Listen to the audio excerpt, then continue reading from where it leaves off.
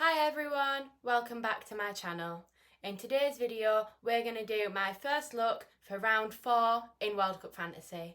So let's get started. Okay, so the first thing we need to talk about is that since the round 3 deadline, we've had that mystery booster revealed, and it is the clean sheet shield like we were expecting. So this means that if your defenders or goalkeepers or midfielders lose their clean sheet but they've only conceded 1 goal, when you have this shield active, you are going to keep the clean sheet points and you will only lose them if they go on to concede a second goal. And because the mystery booster is the clean sheet shield like we expected, I think the best booster strategy for the knockout stages of this tournament is still going to be to use the qualification booster in the round of 32, round 4, which is what we're going to be talking about today. And then the mystery booster can be used for the round of 16. And then I think the max captain you can use in either the semi-final or the final. I think I'm probably leaning more towards the final. Okay, so now we're going to start taking a look at the round of 32 fixtures. Normally what I would do in these first look videos is take a look at the clean sheet odds and the projected goals for all the fixtures in the upcoming round. But because the round of 32 fixtures are all dependent on where everyone finishes, after round 3, we don't have all of the fixtures confirmed yet, so we're not going to be able to look at any clean sheet odds and projected goals today, but I do have some other statistics that we're going to look at that I think could still be useful. So we're going to start off by looking at the fixtures that we do have confirmed. We've only got 4 at the minute, and these are South Africa are going to be playing Canada, Brazil are going to be playing Japan, the Netherlands are up against Morocco, and then the USA are going to be playing Bosnia. So looking at these fixtures, I think some teams that we could potentially be picking players from are probably, I think you could pick some Canada players, definitely some Brazil players, and then I think some USA players are going to be good picks as well. Okay, now we're going to take a look at what the rest of the round of 32 could potentially look like. So this is the live updated fixtures from the BBC website. They're going to keep updating this list of fixtures right up until everything's confirmed. So this is what it looks like the fixtures could be on Friday morning, but after we've had the Saturday games and the Sunday games, things are going to change a little bit. So if you want to keep up to date with this, then I would definitely recommend checking it out. But for now, we've got Germany could potentially be up against Paraguay, France could be up against Sweden, we've got South Africa against Canada, we know is a confirmed fixture. Same for the Netherlands against Morocco. Portugal could potentially be up against Ghana. Spain could play Austria. We know the USA are going to be playing Bosnia. Egypt could have South Korea. We know that Brazil are going to be playing Japan. The Ivory Coast could be playing Netherlands. Mexico might be up against Scotland. England could have Ecuador. And then Argentina could potentially have Uruguay. Australia could be up against Iran. Switzerland could be up against Algeria. And then Colombia could have Croatia. So like I said, this is all going to change as the placement of each team within their group changes, and also the order of the teams in the list for the third place teams changes, but this is what we're working with for now. Okay, so normally this is where we'd probably move on to look at the clean sheet odds and the projected goals, but because we can't really do that with not many of the fixtures being confirmed, I thought another way to identify what teams we might want to target for the round of 32 would be to look at some of the performance stats that we've got so far from the first 3 rounds. So for this one, I've got the top teams for XG conceded. So what I think this shows is what teams have been the strongest defences so far in the tournament. So at the top, we've got Spain with 0.3 XG conceded. Then it's Argentina on 0.8.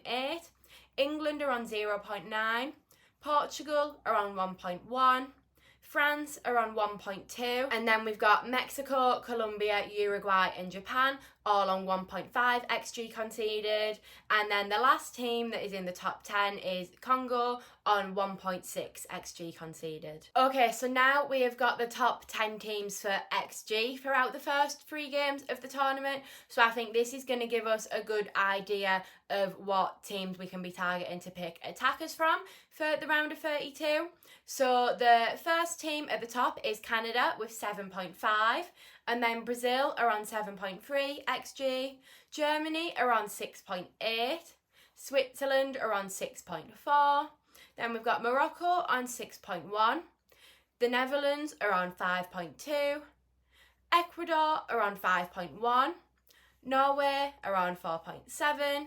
And then the USA and England are both on 4.6 XG for the first 3 matches. Okay, and then the final piece of data I've got to look at today is the players' XGI per 90 from the first 3 matches of the World Cup. So the XGI is the expected goals and expected assists for the players added together, and I've included the top 10 from the World Cup so far. So at the top we've got Messi with 1.66, then it's Vinicius Jr. with 1.5, Haaland is on 1.44, Oyarzabal is on 1.18, Brobbey from the Netherlands is on 1.12, Laurent from Canada is on 1.10, and then you've got Elise from France on 1.08. His teammate Mbappe is just behind him on 1.07, and joint with Mbappe on 1.07 is Ronaldo. And then finally at the bottom we've got David from Canada, who is on 1.05 XGI per 90. Okay, and that is everything for my first look for round 4 in World Cup Fantasy. A little bit of a shorter video today because it's still quite hard to know exactly who we want to target for round 4 since we don't know the fixtures yet. But I think looking at the stats has given us a good overall picture of how some of the teams are performing and which players are in form, and that definitely gives you a good idea to pick, because sometimes if a player is in form you just need to pick them regardless of how hard of a fixture they've got. So hopefully this video has given you a good idea of who some of those players are. I think some of the standout players to me so far are probably, I think the front 3 of Messi, Mbappe and Kane I think is probably going to be quite template but potentially a really good option. I think Vinicius Jr. and Elise in the midfield are definitely going to make sense, and then some of the really attacking fullbacks such as Hakimi, maybe Nuno Mendes, because Portugal were quite high for the XG conceded. They hadn't conceded much XG. And then I think another one is Dumfries, even though that fixture against Morocco is potentially quite hard.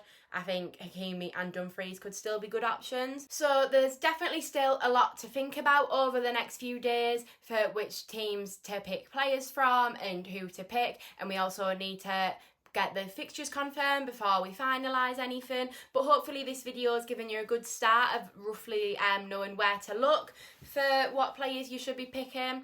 If you liked the video and found it useful, please give it a like and don't forget to subscribe to my channel as well. My next video will be my team selection for round 4, and I will be posting that on Sunday morning as the deadline for round 4 is on Sunday this time, so hopefully I'll see you all then for that video. Bye!